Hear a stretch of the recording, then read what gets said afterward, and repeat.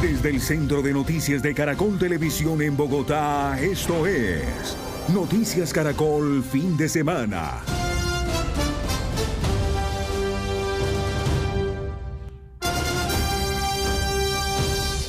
Buenas tardes, bienvenidos a la emisión del fin de semana de Noticias Caracol, primero la gente.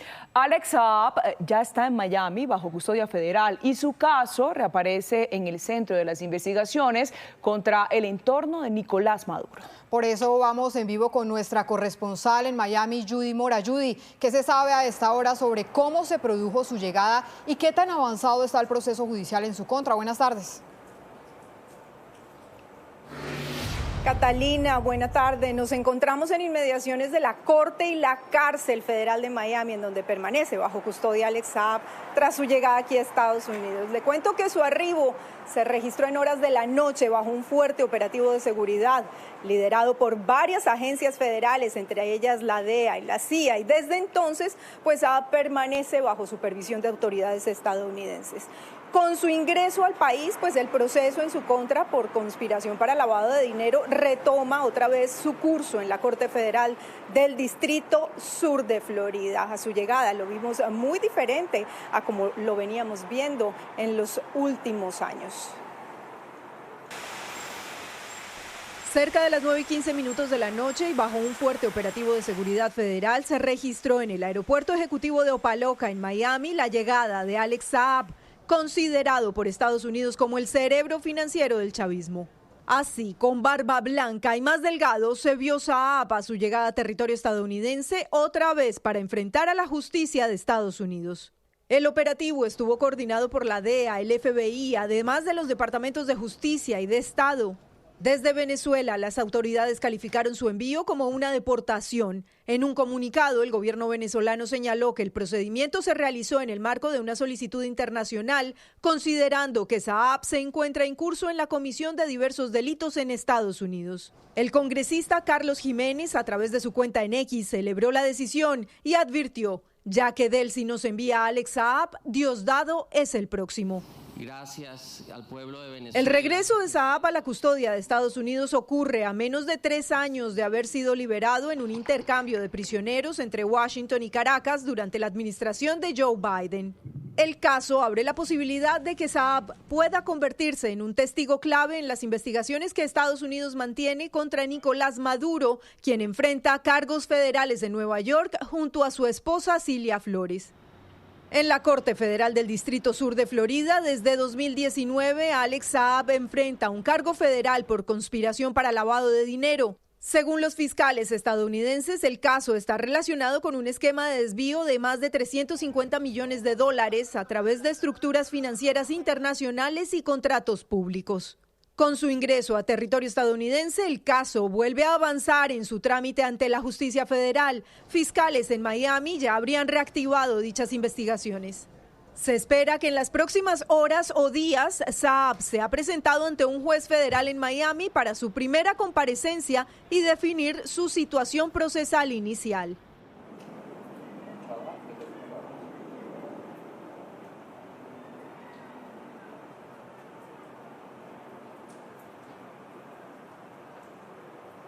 Pues Alex Saab es una figura de gran interés para la justicia estadounidense porque su testimonio también podría ser clave para las acusaciones en contra de Nicolás Maduro.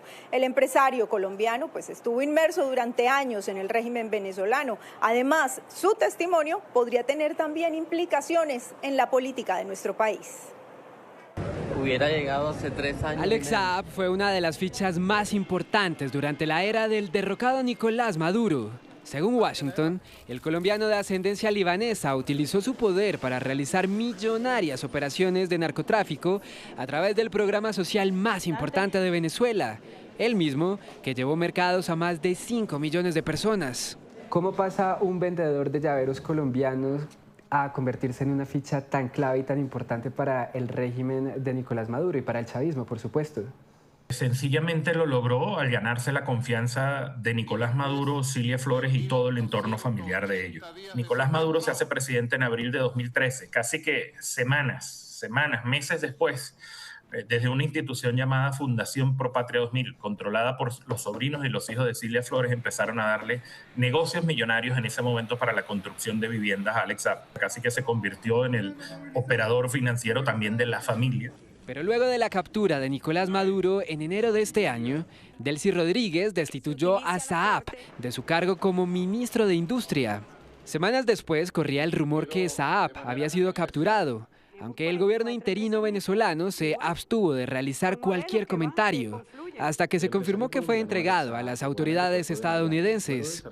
Para la administración Trump, Saab es una importante ficha política y judicial.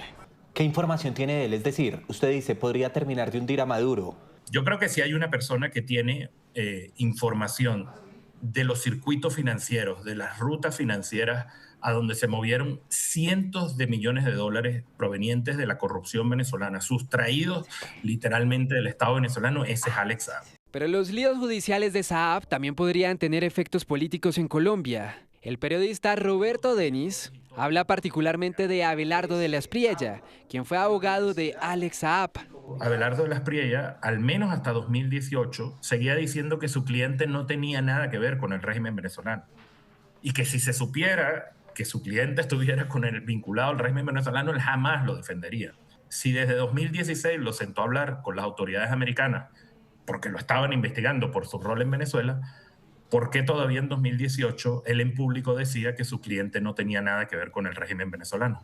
Esta es la segunda vez que Saab se enfrenta a la justicia estadounidense. En enero del 2020 fue capturado cuando hacía una escala en Cabo Verde camino a Irán. Luego fue recluido en Estados Unidos en 2021. 2 años después, en 2023, recibió un indulto presidencial por la administración Biden, producto de una negociación con Maduro que buscaba elecciones libres en julio del 2024, por lo que en ese momento la justicia estadounidense desestimó 7 de los 8 cargos de los que era acusado Saab. Pues en este segundo intento de judicialización en Estados Unidos, por ahora todo está en etapa inicial y la atención pues está puesta en lo que ocurra en las próximas horas aquí en la Corte Federal de Miami. Sí, señora Judy, gracias. Mientras tanto, además de las apreciaciones del periodista Roberto Denis, tenemos también más reacciones sobre la extradición a esta hora de Alex Saab. Nos conectamos con Pablo Arango de Noticias Caracol en Vivo, quien nos tiene precisamente otro invitado. Pablo, ¿de quién se trata? Alejandra, se trata de Julio Borges, expresidente de la Asamblea Nacional de Venezuela. En el 2020, Alex Saab emitió una carta responsabilizando a Julio Borges precisamente de estar en prisión y nos atiende hasta ahora desde España. Señor Julio Borges, gracias por estar con nosotros. Gracias, Pablo. Saludos a todos. ¿Cómo entender que el mismo régimen de Nicolás Maduro, ahora ese gobierno encargado, el de Delcy Rodríguez, es el que lo extradita, señor Julio Borges? Bueno, eso pareciera absolutamente realismo mágico, ¿no? Porque hemos visto en las redes los videos de Jorge Rodríguez, de Delcy, celebrando cuando salió con ese perdón absurdo que le dio Biden.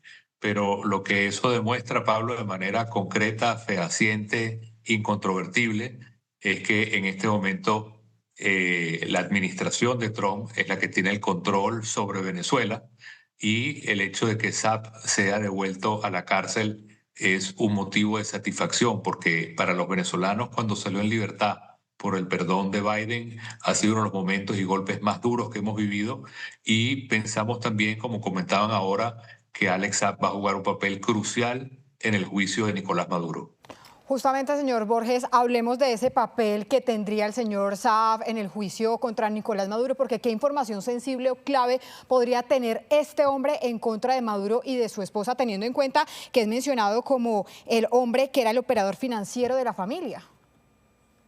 Y claro, es que date cuenta que si nosotros pudiéramos ver en un momento dado, y ustedes que son tan buenos en la investigación periodística, el esfuerzo que hizo Maduro por crear una campaña mundial para que liberaran a Alex Saab, el hecho de que de todas las cosas que podía pedirle a Biden, fue la liberación de Alex Saab la primera, refleja la importancia que tiene.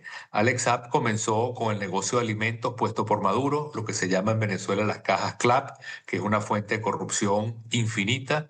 Se metió en el negocio petrolero Incluso un familiar político del presidente Petro estaba en la directiva de una de las empresas que utilizó Alex Saab en PDVSA para hacer negocios, se metió en la construcción de viviendas de interés social y terminó siendo el superministro de Maduro. De manera que era la persona que le manejaba todo lo relacionado al dinero, que en el caso venezolano no hay línea de separación entre Estado, gobierno y el bolsillo de Nicolás Maduro. Pero hablemos también de esos hechos delictivos que vinculan a Alex Saab y que podrían estar enredando en efecto a Nicolás Maduro. ¿Cuáles son? Porque fueron en su momento también desestimados cuando recibió el indulto. No, en el caso del indulto lo que él recibió fue un perdón, pero eso no significa que haya sido inocente.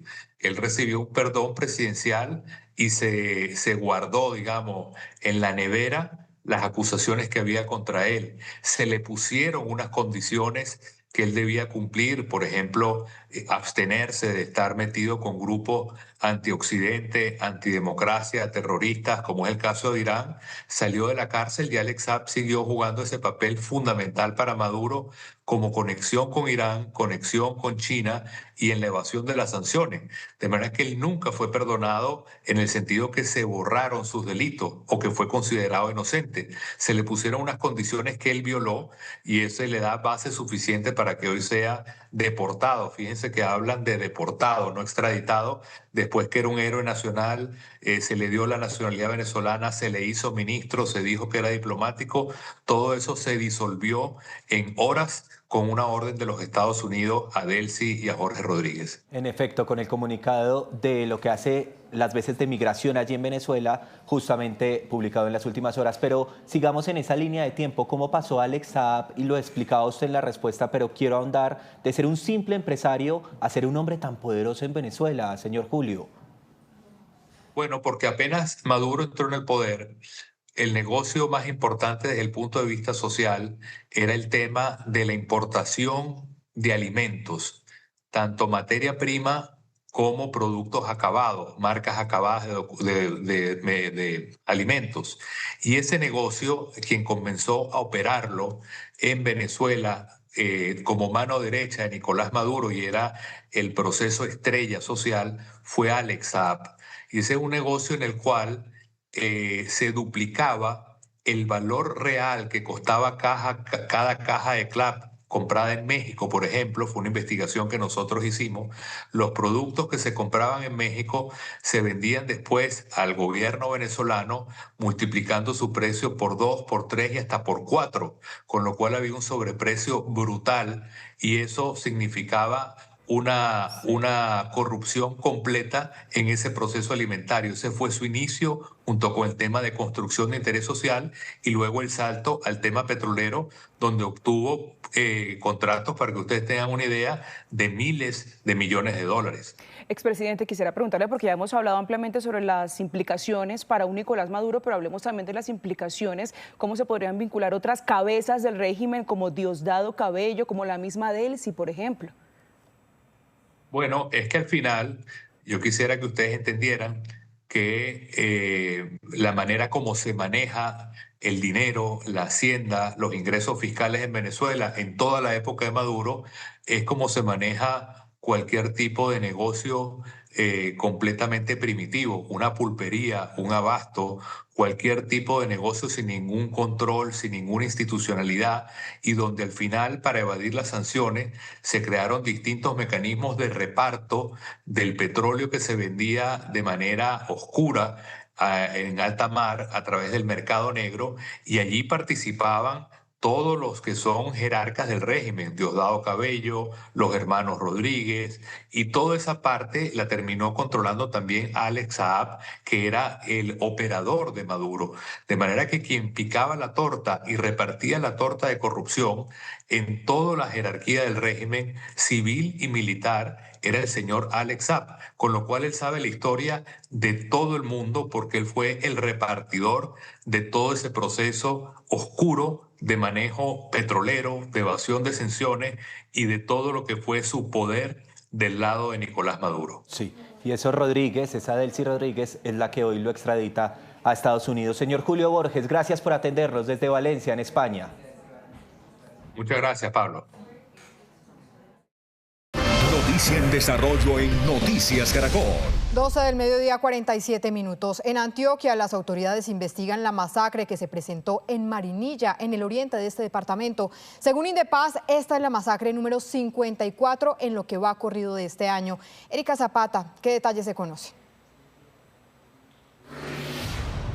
Catalina, muy buenas tardes. La policía del departamento de Antioquia avanza en la búsqueda de los responsables de cometer una masacre de 4 personas en las últimas horas en el municipio de Marinilla. Esto es oriente del departamento, más o menos a 2 horas de la ciudad de Medellín, en una vereda conocida como Alto del Mercado. Las víctimas son 4 hombres, 3 venezolanos y 1 colombiano, entre los 19 y los 29 años de edad.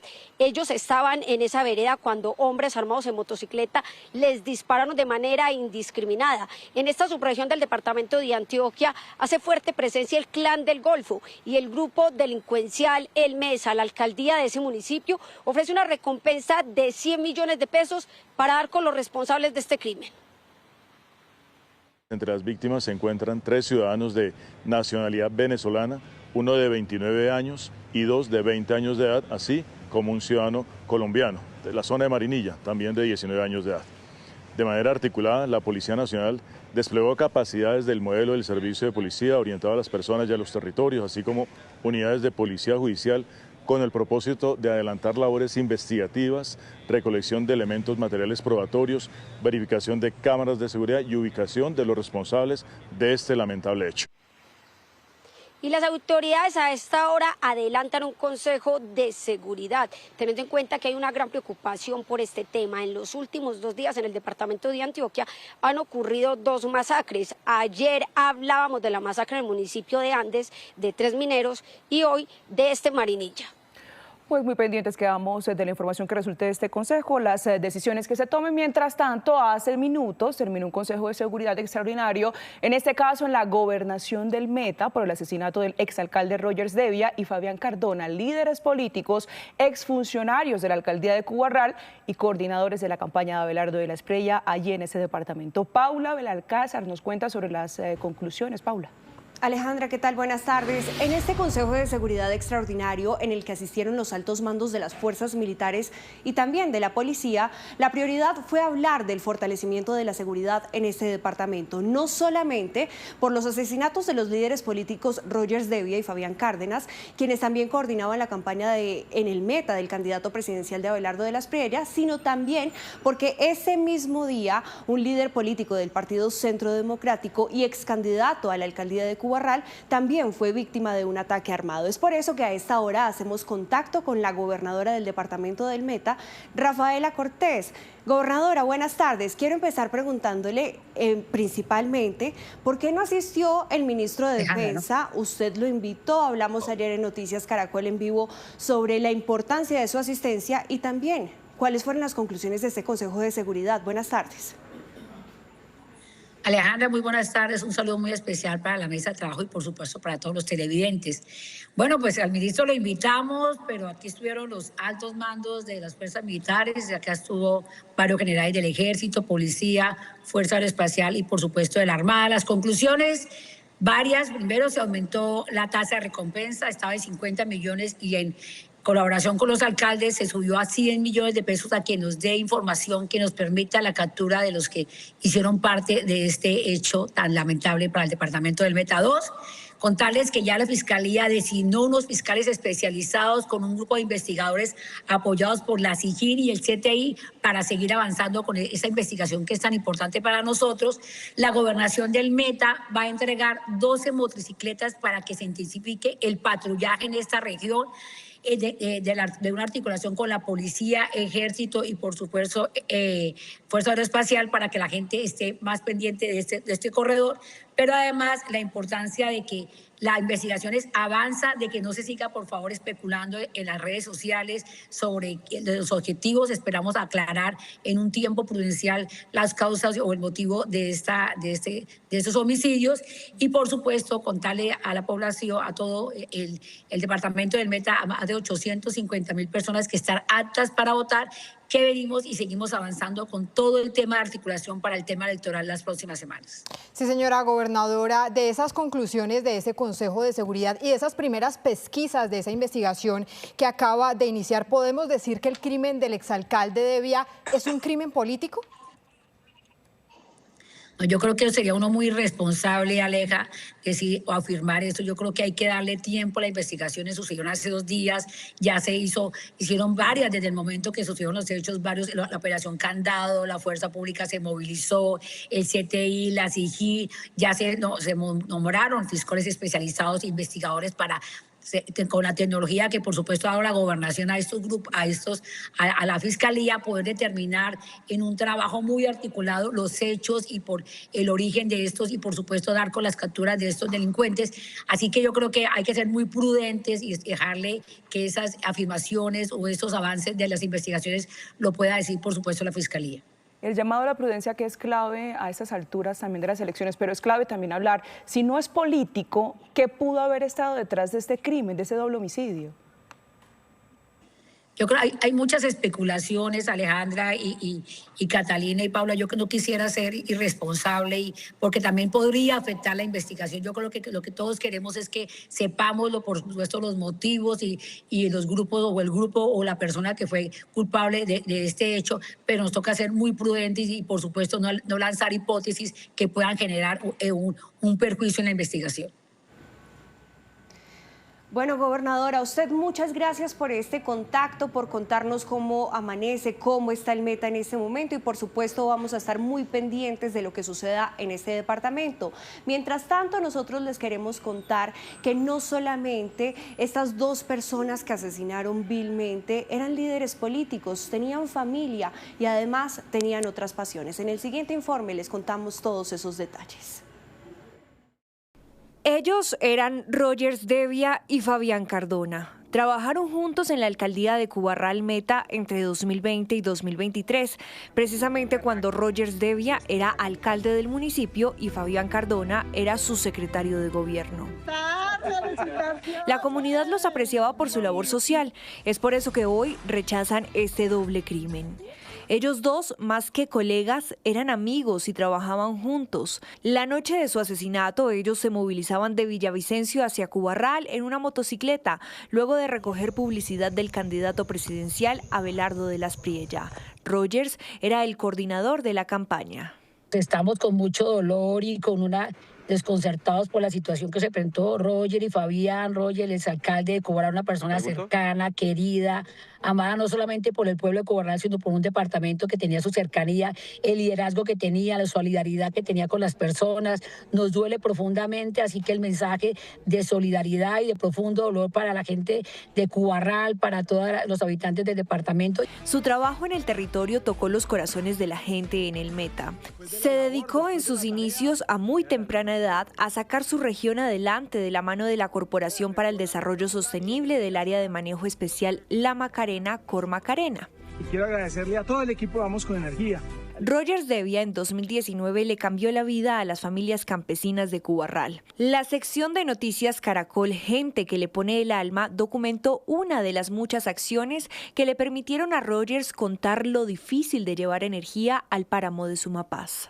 El páramo de Sumapaz es imposible que haya energía convencional. La única necesidad era energía solar. Los burros cargaron estos paneles solares que iban a cambiarle la vida a más de 70 familias que por más de 40 años nunca tuvieron servicio de energía. Muy contento de que haya luz, porque sí podemos hacer unas labores como escoger nuestro café, que tenemos la luz, hacer otras labores más tardecito.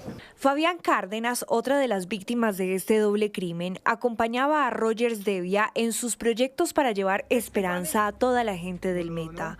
Para iluminarle la vida. Fabián era esposo y padre de 2 hijos y su sueño era transformar su territorio. A eso se dedicaban junto con Rogers diariamente por medio de la Fundación Iluminando Vidas. No solo le llevaban comida a los más necesitados, también le ayudaban a la gente a tener un techo donde vivir. Las autoridades ofrecieron 50 millones de pesos como recompensa para dar con el paradero de los asesinos, mientras que las voces de rechazo se han unido en velatones y en actos de solidaridad con los familiares de Rogers y Fabián. Recordamos que esta recompensa asciende en este momento, como lo decía la gobernadora del Meta, a 100 millones de pesos por la búsqueda de estos asesinatos que le quitaron la vida a estos dos líderes políticos.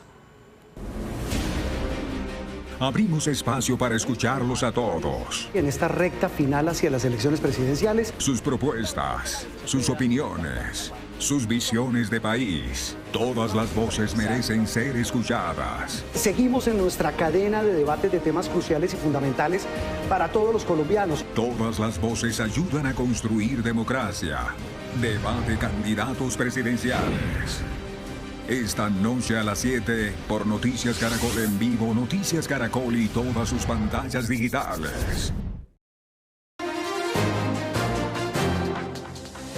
A esta hora es noticia una carta abierta de la defensora del pueblo Iris Marín cuestionando que el jugador Sebastián Villa haga parte de la selección Colombia que va rumbo al Mundial de Fútbol. Pablo Arango, adelante.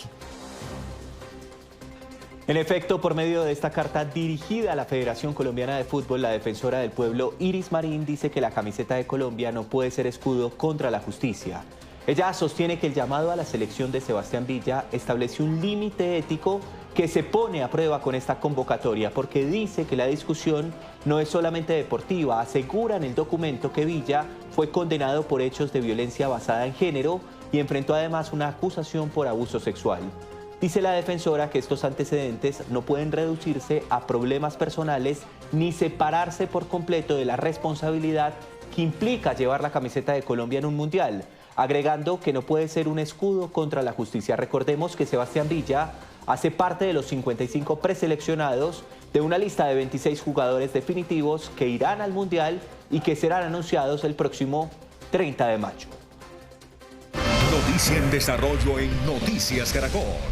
Ya se cumplen 4 días de la desaparición de Yulixa Tolosa, la mujer que tras realizarse un procedimiento estético fue sacada en un vehículo por 2 hombres y desde entonces no se sabe nada de su paradero.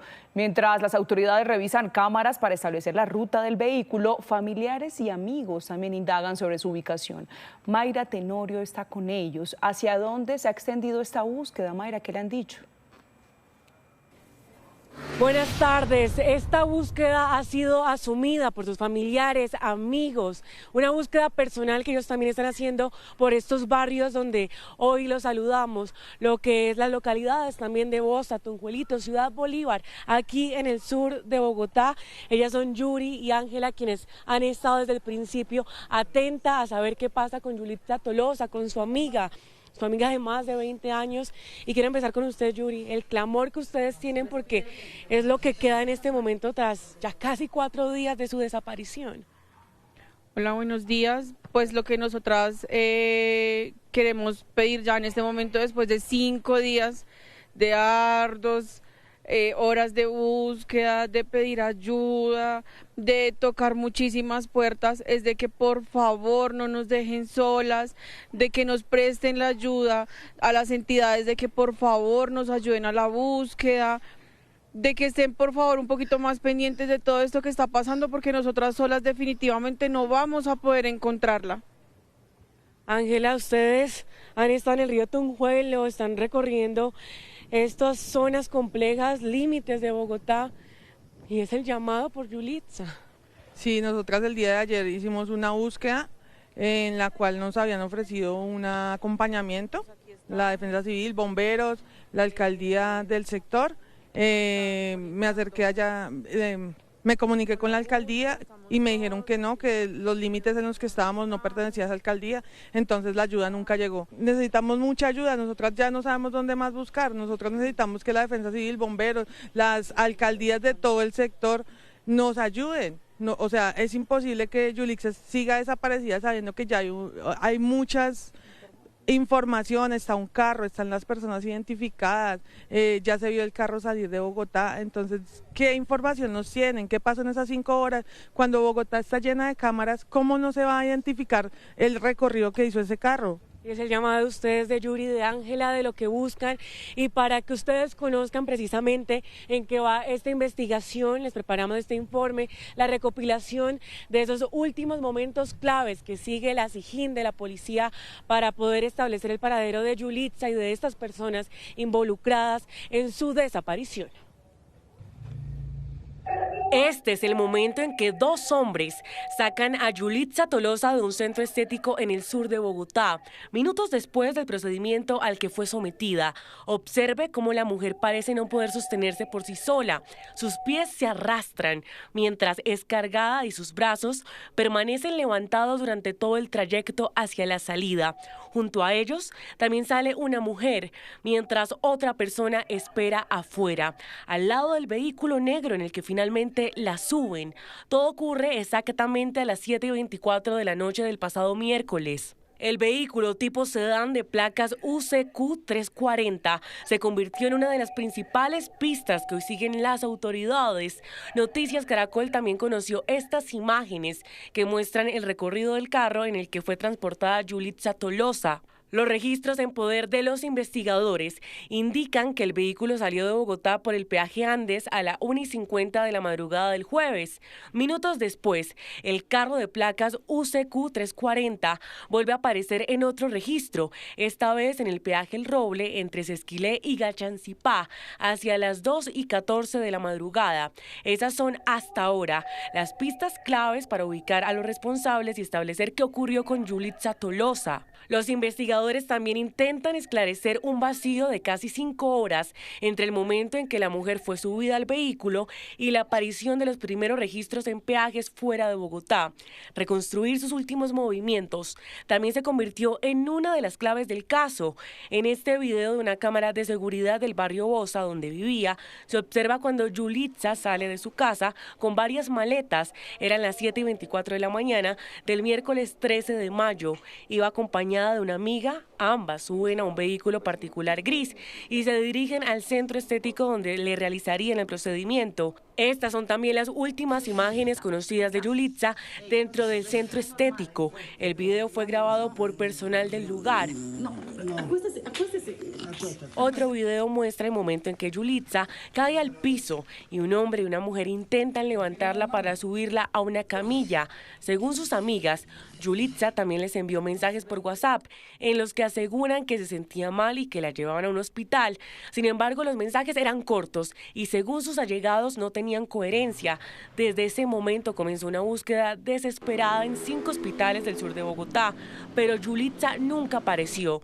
Mientras avanza la investigación, las autoridades mantienen diferentes líneas de búsqueda en varias regiones del país y en zonas fronterizas para intentar ubicar este vehículo y sobre todo establecer qué ocurrió con Yulitza Tolosa. Respire bien, respire normal.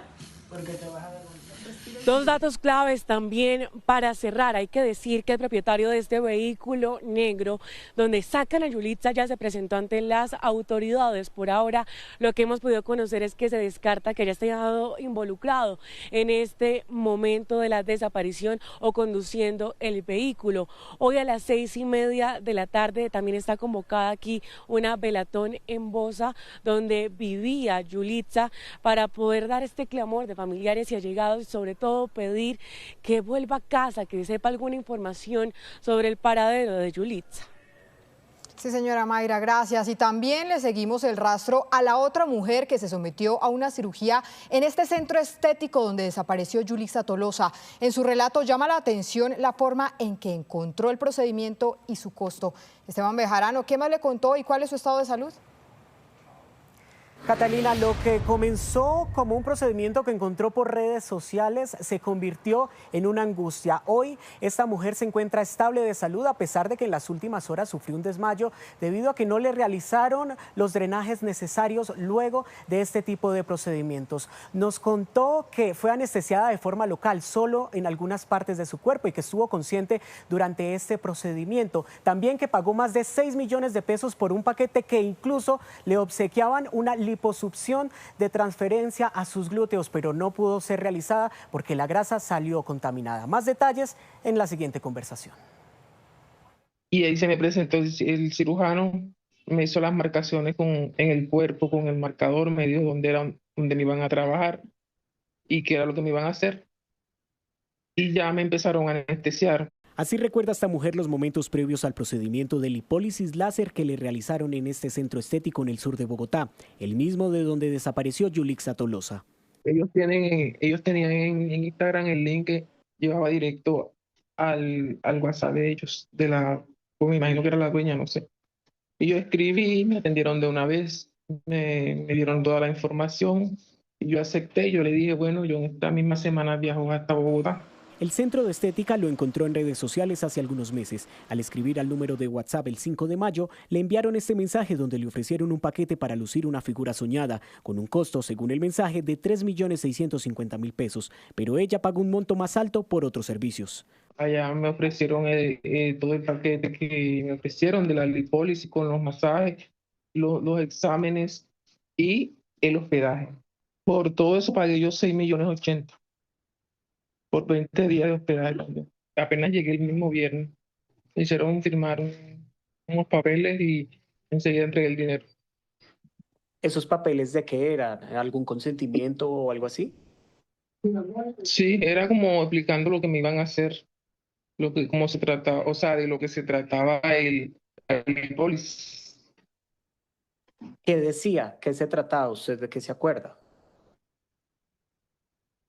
Que me iban a extraer grasa por medio de una cánula y era con láser frío, que me iban a poner anestesia local y sedación, todo eso es ahí. Los exámenes que le realizaron dice que fueron generales para saber si podían realizar el procedimiento. Mientras esperaba el día de la intervención, se hospedó en una habitación que quedaba dentro del centro estético. El martes a las 11 tenía yo programada la lipólisis, pero se hicieron las 11, no, porque todavía no habían salido de otra que estaban haciendo. Pero la que estaban haciendo era una señora que llegó y no entró ni a recuperación ni nada, sino que salió de una vez. Salió bien y salió para su casa, como que vivía ahí mismo en Bogotá.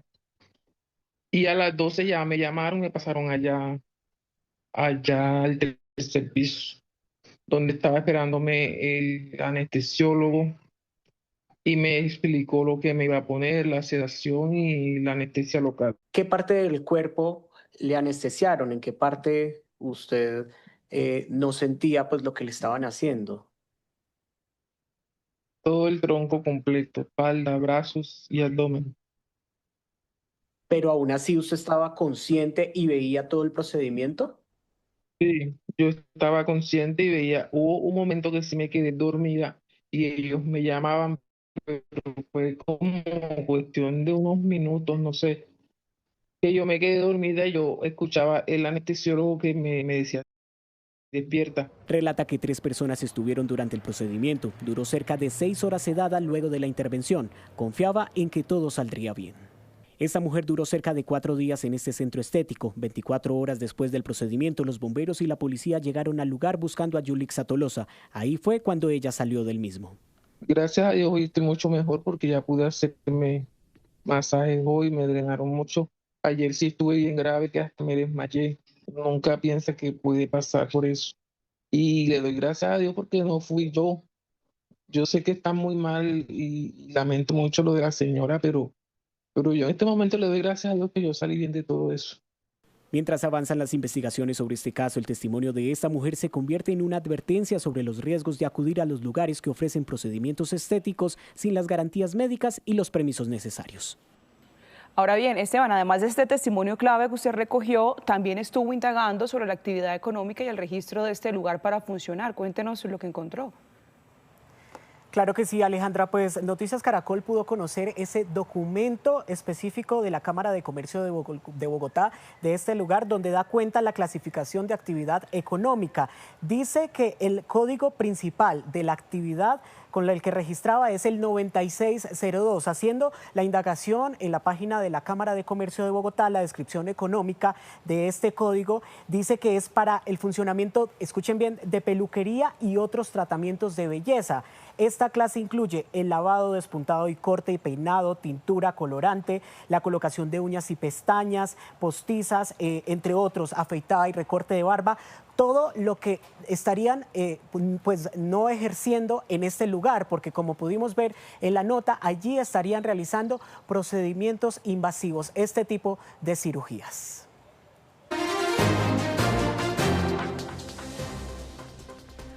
A esta hora es noticia la muerte de un menor de 5 años de edad, esto tras caer del piso número 15 de un edificio en la localidad de Fontibón, en el occidente de la ciudad. La policía investiga los hechos que rodearon lastimosamente la muerte de este menor. Según vecinos y principales testigos de este edificio, el menor, quien cayó de este piso número 15, tan solo se encontraba acompañado de su hermano. También las autoridades a esta hora verifican si efectivamente había acompañamiento en casa por parte de estos dos menores. A esta hora se reporta lastimosamente el fallecimiento de este pequeño. A esta hora en Noticia en Santa Marta, las sanciones económicas y hasta privativas de la libertad que han anunciado las autoridades locales en contra de las personas que sean sorprendidas generando diferentes tipos de incendios, no solamente en los cerros de la zona urbana, sino también en la zona rural. También han pedido a la ciudadanía evitar tirar colillas de cigarrillo y pedazos de vidrios en espacios abiertos y así evitar las conflagraciones, teniendo en cuenta que la temporada seca arrecia con mucha fuerza en esta zona del Caribe colombiano. A esta hora es noticia la extradición de 4 hombres requeridos por las autoridades de Estados Unidos, República Dominicana y Venezuela. 2 de ellos, identificados como José Enrique Martínez Flores, alias Chucky, y Rafael Fernando Caicedo Estrada, alias Morrongo, deberán comparecer ante la Corte del Distrito Sur de Texas en Estados Unidos por delitos relacionados con terrorismo, narcotráfico, lavado de activos y homicidio. Por otra parte, Edgar Armando Burbano Benavides fue enviado a República Dominicana y Jonis Carlos Barrios Gómez fue entregado a funcionarios de Interpol en Caracas.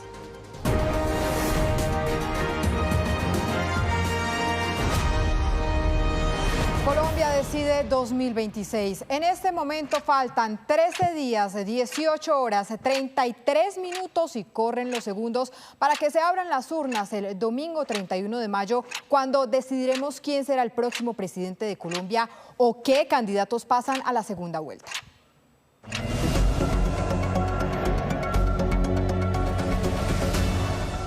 Y a la 1:26 p.m. activamos el radar de la política del fin de semana contándoles que estamos a tan solo 13 días para que los colombianos salgan a las urnas para elegir al nuevo presidente de la República. Y por eso queremos empezar este radar con algunos datos relevantes de esta contienda. Lo primero, de acuerdo al último reporte de la misión de observación electoral, 386 municipios presentan riesgo electoral por factores de violencia. De ese número, 125 registran riesgo medio, 122 alto y 139 riesgo extremo. Frente al censo electoral, tenemos que 41.421.973 ciudadanos están habilitados para votar y según datos de la plataforma Cuentas Claras y Transparencia por Colombia, con corte a hoy, las campañas han registrado en la primera vuelta presidencial ingresos por un valor superior a los 81.730 millones de pesos y los gastos ascienden a más de 43.245 millones de pesos. A propósito de este tema, en el siguiente informe les contamos en detalle cómo va el reporte de la financiación de las campañas. A pocos días de la primera vuelta, solo 9 de las 14 campañas presidenciales han reportado sus ingresos y gastos en la plataforma Cuentas Claras del Consejo Nacional Electoral, según la organización Transparencia por Colombia. A la fecha, el total de ingresos es de 81.730.697.263 pesos. El total de gastos han sido 43.245.678.481. La mayor cantidad de ingresos pues va de cara a créditos del sector financiero y pues los gastos especialmente van relacionados con propaganda electoral. Y pues la idea es que cada candidato y su campaña con su gerente reporten dentro de la semana siguiente. Eso establece la reglamentación del Consejo Nacional Electoral, pero puede ser que se esperan hasta finalizadas las elecciones y un mes después. La plataforma habla de 14 campañas contando la de Clara López, quien renunció a su aspiración el pasado 8 de abril, y la de Luis Gilberto Murillo, quien también se bajó de la candidatura el pasado 6 de mayo. Tenemos 5 que no han registrado ningún movimiento. Si bien es cierto que 2 presentan retiro, como es la de Clara López y Luis Gilberto Murillo, lo cierto es que si generaron algún tipo de ingreso o gasto, deberían también reportarlo en la plataforma. Los candidatos que lideran la lista son Abelardo de la Esprilla con ingresos de 32.000 millones de pesos y gastos de 18.400 millones 279.652. Paloma Valencia con ingresos de 30.000 millones de pesos y gastos de 12.484 millones de pesos. Iván Cepeda con ingresos de 15.000 millones de pesos y gastos de 8.562 millones de pesos. Quienes no lo han hecho son Santiago Botero, Miguel Uribe Londoño, Gustavo Matamoros, Luis Gilberto Murillo y Clara López. Que esto sea, como dice bien el aplicativo del Consejo Nacional Electoral, cuentas claras, y que no existe, como siempre ha existido, una zozobra frente a las campañas presidenciales de financiación de grupos armados ilegales, que financiación del narcotráfico, que mal lleva las cuentas. Eso no contribuye a la transparencia. A propósito de las elecciones presidenciales, la misión de observación electoral reveló que con corte al 30 de abril son 386 los municipios que presentan riesgo electoral por factores de violencia. De ese número, 139 registran riesgo extremo, 122 en riesgo alto y 125 en riesgo medio, siendo Antioquia y Cauca los departamentos más afectados. Y ahora vamos a hablar de la actividad de los candidatos presidenciales. Empezamos con Paloma Valencia, quien se encuentra recorriendo hoy la localidad de Suba, esto en Bogotá. La candidata presidencial se encuentra visitando esa zona de la capital del país junto a David Luna, Mauricio Cárdenas y Enrique Peñalosa. En medio del recorrido aseguró que uno de los mayores problemas de esa localidad es la inseguridad, por lo que lanzó propuestas para hacerle frente a esta situación. ¿Qué le vamos a proponer a la localidad de Suba? Recuperar la seguridad urbana de todo Bogotá. ¿Y cómo lo vamos a hacer? Con la política de las tarjetas. En un robo de celular, primero se trata como un delito menor y es tarjeta amarilla. Pero el siguiente robo se trata como una tarjeta roja y tiene mínimo 5 años de cárcel. Y continuamos con el candidato Abelardo de la Espriella, quien continúa con su recorrido por Santander. Esta mañana estuvo en Piedecuesta, desde donde prometió promover el desarrollo agrario de esa zona del país. También estuvo por Florida Blanca y en la tarde recorrerá el Parque Peralta de Girón y el Parque de Lebrija. Miren, estamos claros en la infraestructura, pero si nosotros conectamos el campo con Piedecuesta, aquí se puede crear un verdadero milagro. Progreso, futuro, desarrollo. Una crítica a este tema es el abandono estatal de los de siempre. Han dejado tirados a Piedecuesta.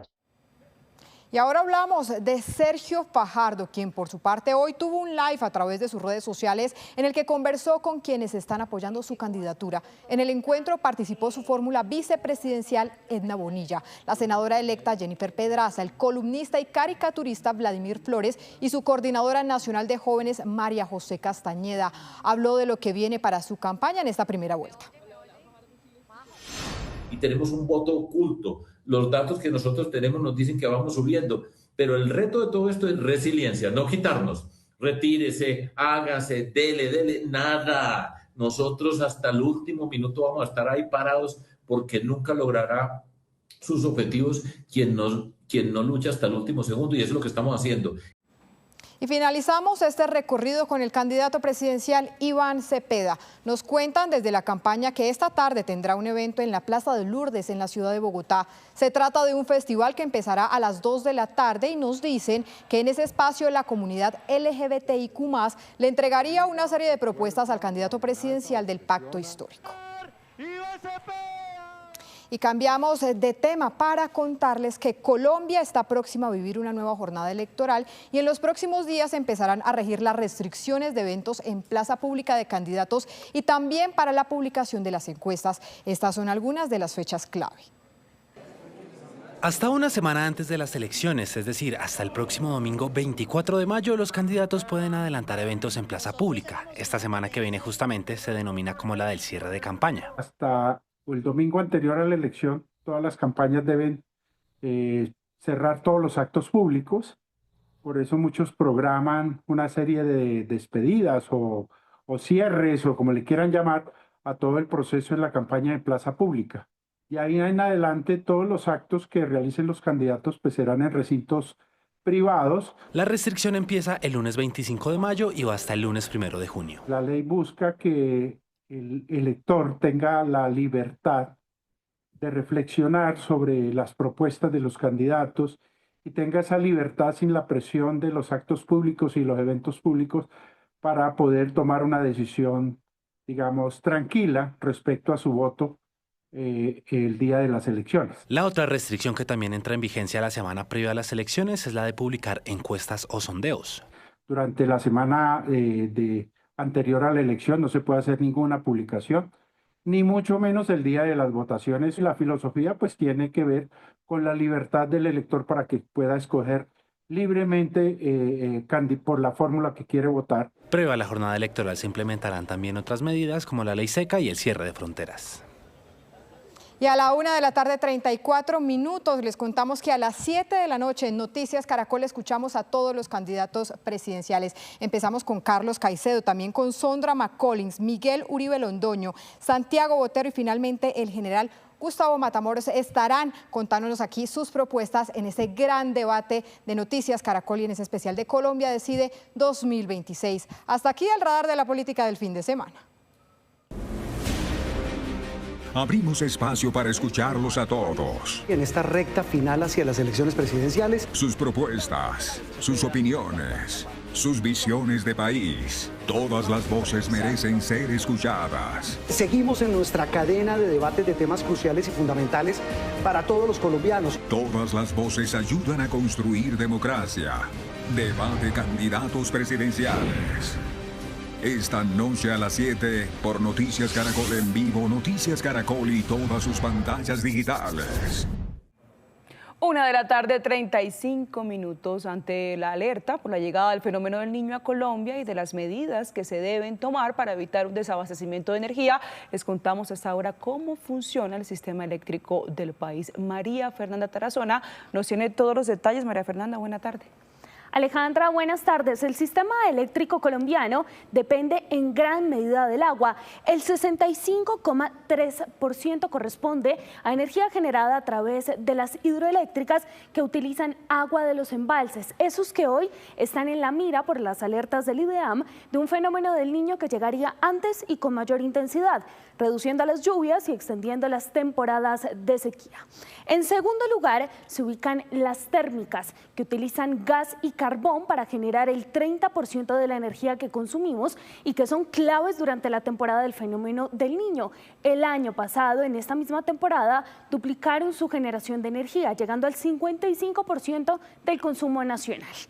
Y finalmente les cuento que la energía solar hoy representa el 3% en el país, mientras que la eólica representa el 0,1%. Es importante mencionar que a propósito de este tema también surgen diferentes alertas, las que tienen que ver específicamente con la solar y con la eólica, y también los retrasos que hoy tienen estos proyectos. El problema de la llegada del fenómeno del Niño en el segundo semestre es que nos quita o nos baja muchísimo las lluvias que se presentan en los meses de septiembre, octubre, noviembre, y luego ese mismo niño pues se va a juntar con el verano y va a ser mucho más seco.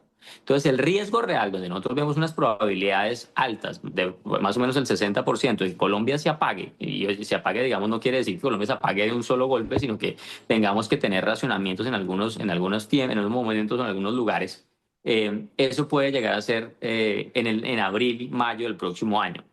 Ahí está ANDEG, el gremio que representa a las empresas de energía de generación térmica y que lo que está alertando básicamente es que podría llegar antes racionamientos de energía. A partir del 2027 sería en caso de que los proyectos de energía no entren. Y es que a propósito de este tema, ante la inminente llegada del fenómeno del Niño, que sería, como les dije antes de lo previsto, estas son las alertas que han surgido por los periodos de sequía que se avecinan y que impactarían a nuestro sistema eléctrico, que depende en gran parte del agua. Los retrasos en proyectos de energía solar y eólica son uno de los cuellos de botella que hoy enfrenta el sistema eléctrico colombiano. Para ese año se proyectaba la entrada de 4.475 megavatios en nuevos proyectos. Sin embargo, con corte de abril, solo han ingresado 291 megavatios al sistema. Todo esto en medio de una demanda que sigue creciendo. Lo que ha entrado en operación de renovables en los últimos 3 años y medio, casi 4 ya de este gobierno, son proyectos que vienen de atrás. Es decir, estos proyectos que se asignaron el 24 todavía no han entrado en operación. Estamos teniendo retrasos en la entrada de esos proyectos y las térmicas y las hidráulicas, digamos que son las que dan más firmeza, sobre todo las térmicas, pues no hemos tenido un nuevo proyecto térmico. Por su parte, el Ministerio de Minas advirtió que representaría una situación de riesgo inminente para la prestación continua del servicio de energía eléctrica y que podría ocasionar que no se cuente con la generación suficiente para atender la demanda de los usuarios. Mira, las térmicas siguen siendo fundamentales. No hay ninguna otra tecnología en el mundo que dé la confiabilidad que dan las plantas térmicas. Si tú las necesitas, por decir algo, 100 horas consecutivas, ellas son capaces de generarte 95, 96 horas. Mira, hay mucha térmica por prender todavía. Actualmente Colombia importa el 20% del gas que consume. Gran parte va para las térmicas, lo que elevaría el costo de la factura que hoy le llega a los usuarios. Que los precios van a subir, que los precios no suben porque alguien tenga maldad, sino porque pues el gas desafortunadamente se ha vuelto muy costoso por la escasez a la que llegamos. Esta situación ya también se comienza a sentir en las empresas. Colombia tiene un sistema energético que hoy en día está ya con restricciones y que hay zonas del país que no tienen suficiente abastecimiento y que hay sectores que no están pudiendo conectarse. La producción de ladrillos está viendo afectada, la producción de cartón, de papel, toda la cadena de alimentos. O sea, hoy en día hay mucha gente preocupada porque pues, quien quiera exportar desde Colombia productos alimenticios tiene un costo de la cocción de los alimentos que es el triple. Para este año Colombia podría tener un déficit del 3% en el suministro de energía. Sin embargo, esta cifra para el 2028 podría llegar hasta el 5%. Las empresas generadoras y comercializadoras de energía también advirtieron por las deudas del gobierno que hoy superan los 7 billones de pesos, afectando a la operación y presionando la caja de estas empresas. De esta cifra, 1.8 billones corresponden a subsidios que ya fueron entregados a los usuarios. Con respecto a aire, la deuda es de 2.2 billones de pesos, gran parte, 1.7 billones, tiene que ver con las térmicas. Y mientras que de otro lado, las deudas de entidades oficiales hoy superan los 1.4 billones de pesos. Lo que están diciendo los expertos es que el gobierno debe incentivar el ahorro de energía y la autogeneración, así como avanzar en destrabar diferentes proyectos de energías solares y eólicos para garantizar el abastecimiento de energía en Colombia. Sí, señora María Fernanda, gracias. Y a propósito, en Córdoba, las autoridades ambientales y los habitantes de Montería ya tomaron medidas ante la inminente llegada del fenómeno del Niño. En Córdoba, las altas temperaturas empiezan a pasar factura a los reservorios de agua. Por eso, la autoridad ambiental lanzó una alerta para que la ciudadanía se prepare ante la disminución de las lluvias. Quiere decir esto que vamos a tener una reducción ostensible en las lluvias en el departamento y en el país. Hay que, mancomunadamente con los comités municipales de gestión del riesgo, con la Unidad Nacional de Gestión del Riesgo, trabajar en la prevención, uso eficiente del agua, uso eficiente de la energía. En los barrios de Montería, los habitantes ya piensan en cambiar sus rutinas. Cerrar la llave, recoger el agua y reutilizarla se convirtió en hábitos diarios para muchas familias. Pues reusando esa agua o guardándola para los momentos en los que no haya agua y pues cerrar la llave. Cada vez que uno usa el agua es importante cerrar la llave. A mediodía no se soporta la calor. Los enfriadores no están funcionando como antes. Por tal motivo hay que dejarlos más tiempo prendidos, ¿no? Siempre hay que hacer pues, el ahorro de energía cuando deja un ciclo, 2, 3 horas, los enfriadores apagados. La autoridad ambiental ya trabaja de la mano con los comités municipales de gestión del riesgo en zonas que históricamente han sufrido las consecuencias más duras de estos fenómenos climáticos. Sí, nosotros en la mayoría del departamento hemos construido pozos profundos activados con energía solar. Hemos hecho obras que mitigan estos impactos de sequía, pero la ruralidad del departamento es bastante grande. En los municipios en donde se registran dificultades para el suministro de agua potable, ya comenzó la implementación de planes de contingencia. Y vamos con una noticia positiva. Barranquilla recibió una de las noticias financieras más importantes de los últimos años. La agencia internacional Fitch Ratings le otorgó a la ciudad la máxima calificación, destacando su capacidad de pago, el manejo responsable de los recursos públicos y el crecimiento que hoy perciben muchos ciudadanos. Veamos. Barranquilla alcanzó la calificación máxima en un rating que funciona como un evaluador de la salud financiera de las ciudades.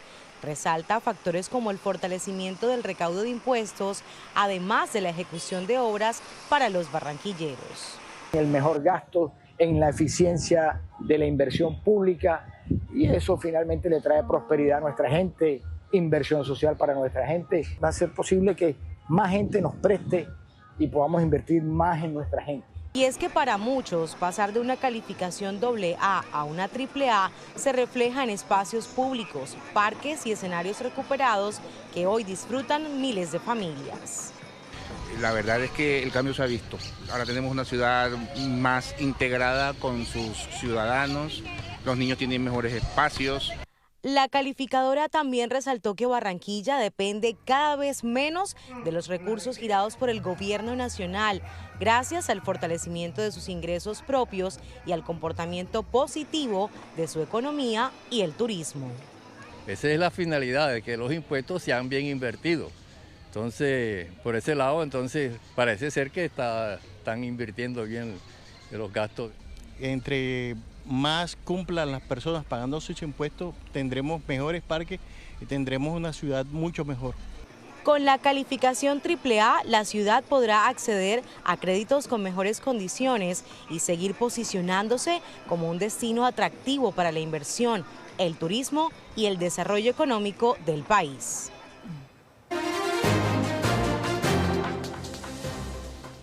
A esta hora es noticia que las autoridades de la ciudad de Medellín investigan una confrontación que ocurrió en las últimas horas en el corregimiento de Altavista. Según indica el Ejército Nacional, soldados del Gaula Militar adelantaban la búsqueda de una menor de 14 años del municipio de Angostura que está desaparecida desde hace varios días. Es ahí que, según las autoridades, alrededor de 10 personas empiezan a rodear a los soldados, a golpearlos. Posteriormente se forma una confrontación. 2 personas pierden la vida, de 26 y 36 años de edad, y otras 2 personas resultan heridas, pero en este momento hay que decir que se encuentran fuera de peligro. En esa zona de la ciudad de Medellín hace fuerte presencia el grupo delincuencial Los Pájaros. A esta hora es noticia la vandalización de la estación de Metrolínea de Provenza, una de las más importantes del área metropolitana. Resultó con todos los vidrios rotos, su mobiliario y su estructura dañada. Las autoridades están tras la pista de los responsables de este hecho. Esta es una de las cerca de 30 estaciones de transporte público de Bucaramanga que han sido ya vandalizadas. A esta hora es noticia el anuncio de Ecopetrol, que buscará quedarse con al menos el 51% de Brava Energia, la principal compañía independiente de petróleo de Brasil, luego de más de 2 décadas de no estar en ese país. 1:55 fue enviado a la cárcel Harold Figueroa Ballén como presunto responsable del crimen del joven Freddy Santiago Guzmán, estudiante de la Universidad Minuto de Dios, atacado en una estación de Transmilenio en Bogotá el pasado 15 de abril. Es usted quien aborda al joven Freddy Santiago Guzmán Cárdenas. Lo amedrenta con arma blanca con el objetivo de hurtarle sus pertenencias. La víctima, al oponer resistencia a este asalto, usted lo lesiona, lo golpea en varias oportunidades. Estos son algunos de los argumentos que tuvo en cuenta un juez para enviar a la cárcel a este hombre. Se trata de Harold Figueroa Ballén, de 22 años, quien es señalado de ser el responsable del asesinato del estudiante de ingeniería de la Universidad Minuto de Dios, quien en medio de un atraco fue agredido con arma cortopunzante el pasado 15 de abril. Una persona a la cual se le impusieron medidas no privativas de la libertad hace un año y lo vemos en estas andanzas, pues evidentemente ya no hay otra alternativa. La restricción de la libertad como extracción del señor Figueroa de la sociedad, es la única manera de proteger al conglomerado y de evitar que él se escabulla como lo venía haciendo desde hace aproximadamente un mes. Figueroa Ballén no aceptó los cargos imputados por la Fiscalía. Sobre esta captura se pronunciaron los padres de Freddy. El mensaje es que se haga justicia para esa persona que me quitó a mi hijo, para que no le siga haciendo más daño a la sociedad ni al mundo entero. No hay perdón mío, no hay perdón, ni de mi familia. Por ahora las autoridades avanzan en la investigación que permita tener mayor claridad de lo sucedido. Y en Piedecuesta, Santander, fue asesinado un joven de 13 años por haber violado una supuesta frontera invisible entre barrios. Este es el tercer asesinato que se registra este año por esta misma causa. Caminando por esta cancha de fútbol en Piedecuesta, Santander, fue silenciada la vida de Cristian Rondón, un menor de 13 años apasionado por el balompié. Un niño alegre, con muchos sueños, de ilusiones de ser profesional, de jugar en el equipo que él quería, el América. Según testigos que presenciaron el hecho, hombres que se movilizaban en moto le gritaron que no pertenecía al barrio y posteriormente lo atacaron con un arma cortopunzante. Él y el amiguito venían y tal vez por esa guerra que hay acá en Piedecuesta, que es por los barrios, tal vez pensarían que ellos eran de ese barrio.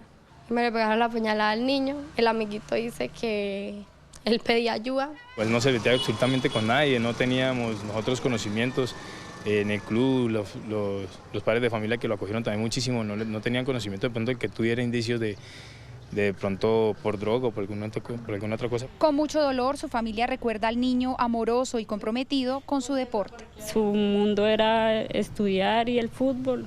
Que un niño que va caminando por la calle lo ataquen de esa manera, yo creo que la ignorancia en la que están ahorita los jóvenes ha llegado a este caso de quitarle la vida a una persona porque quieren. El hecho prendió las alertas de las autoridades tras el aumento de homicidios relacionados con presuntas fronteras invisibles. Están involucrados menores de edad y personas muy jóvenes, alrededor presuntamente de situaciones de fronteras invisibles. Las autoridades ofrecieron una recompensa de hasta 15 millones de pesos a quien brinde información que permita dar con el paradero de los responsables de este lamentable hecho.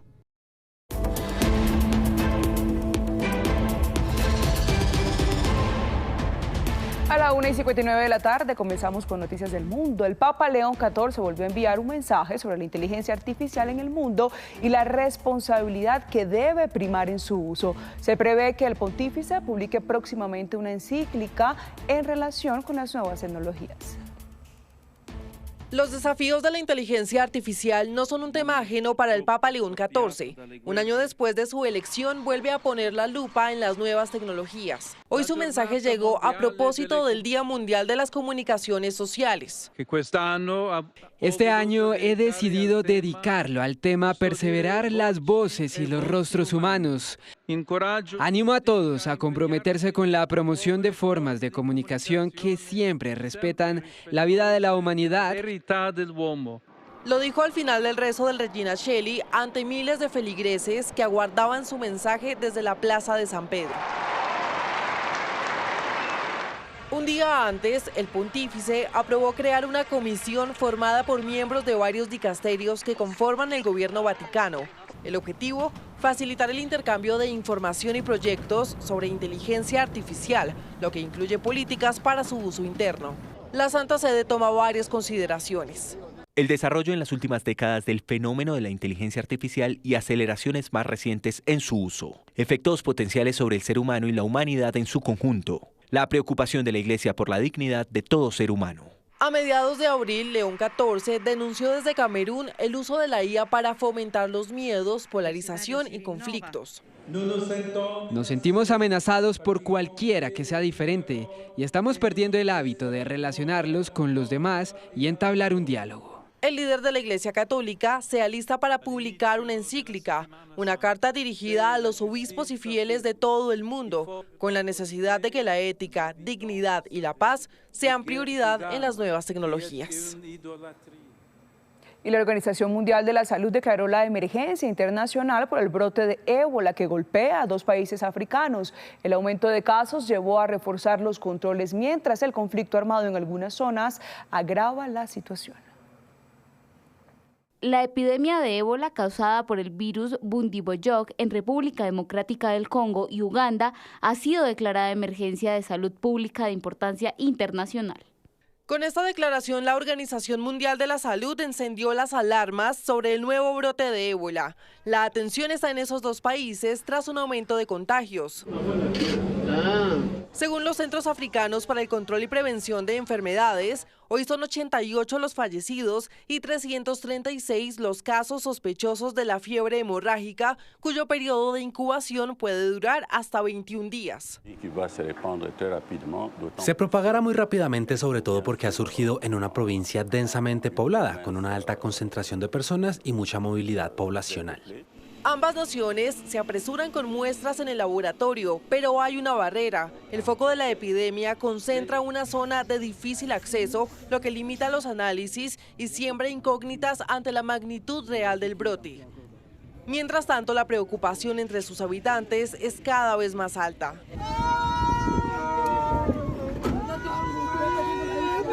El virus es transmisible mediante fluidos corporales o exposición a la sangre de infectados. El contagio ocurre una vez llegan los síntomas. Solo hay vacunas para una de las cepas cuya tasa de mortalidad está entre el 60 y 90%. He liberado $500.000 del fondo de contingencia de la OMS para emergencias, con el fin de apoyar de inmediato la respuesta. Así las cosas, la autoridad sanitaria declaró el 2º grado más alto de alerta, siendo la pandemia el nivel máximo. En México fueron desenterradas más de 50 bolsas con restos humanos de una fosa clandestina en cercanías de la ciudad de Guadalajara. Miembros del colectivo Madres Buscadoras de Jalisco emprendieron el operativo desde el pasado 25 de abril y finalizaron con este fatídico balance. Ahora las autoridades realizan investigaciones y buscan identificar los restos junto con brigadas locales, mientras crece la preocupación en el país por el aumento de la violencia. Continuamos en Perú. Allí finalmente se oficializaron los candidatos que participarán en la segunda vuelta. Se trata de Keiko Fujimori y Roberto Sánchez. Aunque el resultado ya se conocía hace unos días, el jurado electoral peruano realizó hoy el anuncio oficial. Las elecciones se realizaron el pasado 12 de abril y luego de semanas de denuncias de fraude, se confirmó que estos 2 candidatos medirán sus apoyos el próximo 7 de junio. Y en Bolivia se han registrado violentas protestas en contra del gobierno de Rodrigo Paz durante este fin de semana. Las manifestaciones son lideradas por mineros que exigen garantías para realizar su trabajo. Varias ciudades, incluyendo La Paz, han registrado bloqueos en las carreteras, así como cierres de los comercios. Las autoridades han llamado al diálogo mientras crece el temor de una nueva crisis en el país andino. 2 de la tarde, 35 minutos. Gracias por continuar con nosotros. La crisis de seguridad en el Catatumbo sigue golpeando la educación. Varias instituciones reportan una notable ausencia de estudiantes por los riesgos en la zona y aunque la virtualidad se convirtió en una alternativa, no todos los estudiantes logran conectarse.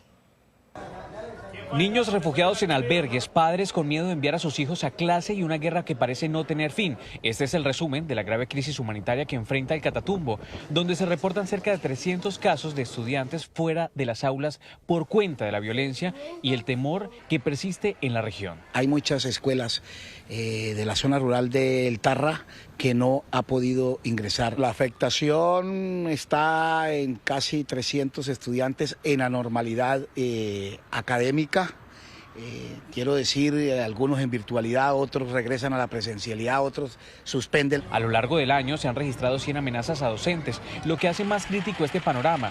Uno de estos profesores, pese al miedo, contó qué está pasando en su aula de clase. El panorama día a día es de miedo y zozobra, Richard, porque pues los padres de familia cuando traen a los estudiantes salen de sus casas con el miedo de que de pronto les pueda pasar algo por el camino, que se encuentren algún grupo insurgente, que los paren. El gobernador de Norte de Santander pide cesar la violencia para no interrumpir el sistema educativo y las labores agrícolas. La gente en el Catatumbo no quiere más guerra. La gente quiere que los niños puedan estudiar con tranquilidad.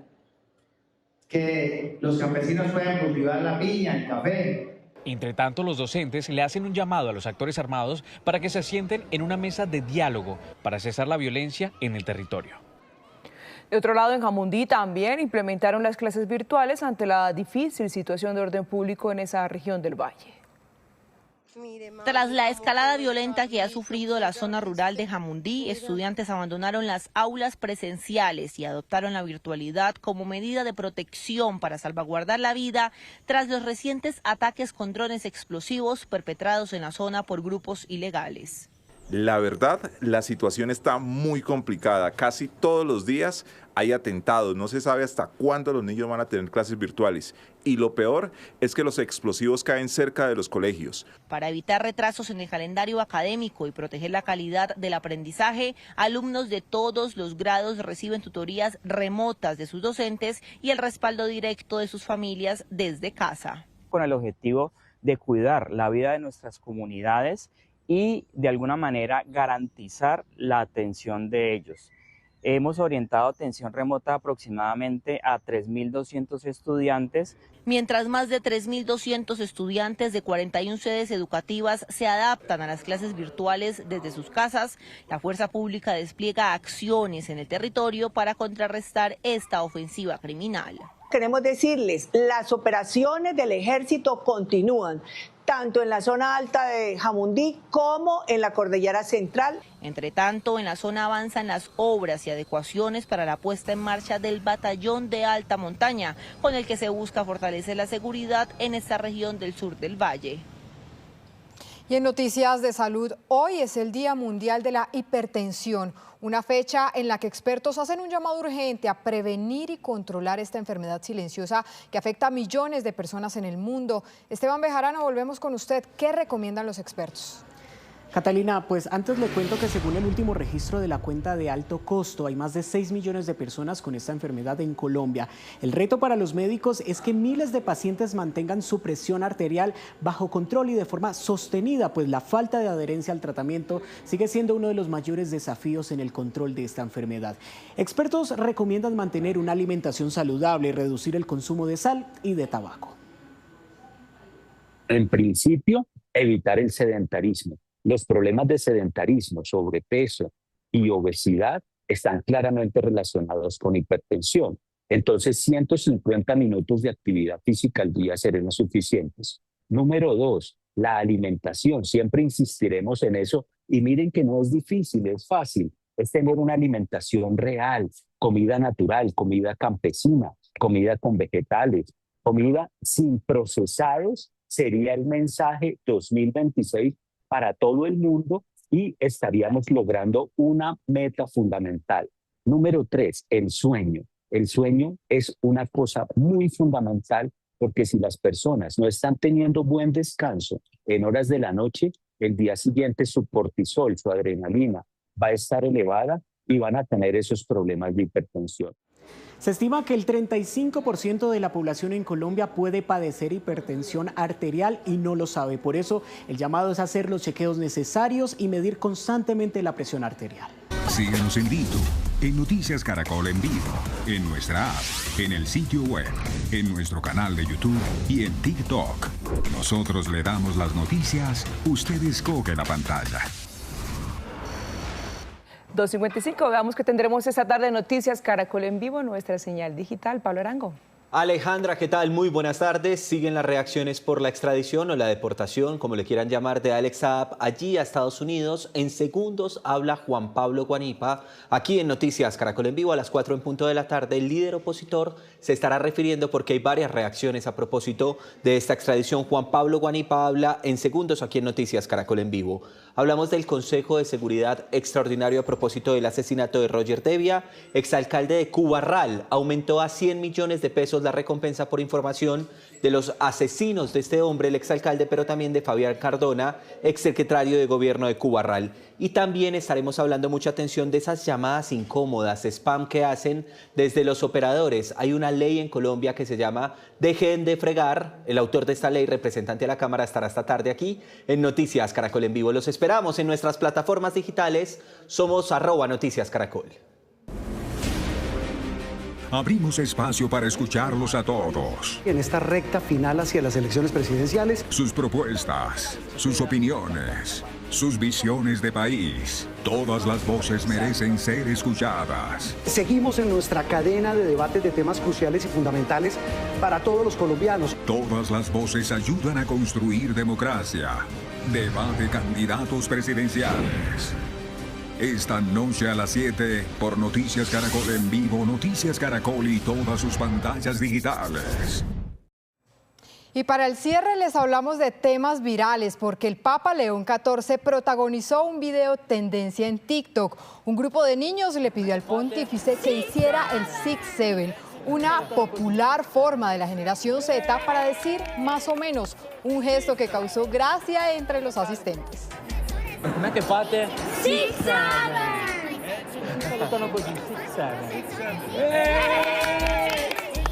O sea que si a uno le preguntan hoy día, ¿usted cómo está? No, ya no se hace más o menos, sino 6-7. Ah, bueno, ahí vamos aprendiendo entonces esa nueva jerga de las nuevas generaciones de los pelados. Sí, señora, tía. Y así terminamos, esas fueron las noticias. Nos vemos a las 7 de la noche con una nueva edición informativa. Ya viene la red, recuerden, somos Noticias Caracol, primero la gente. Feliz tarde.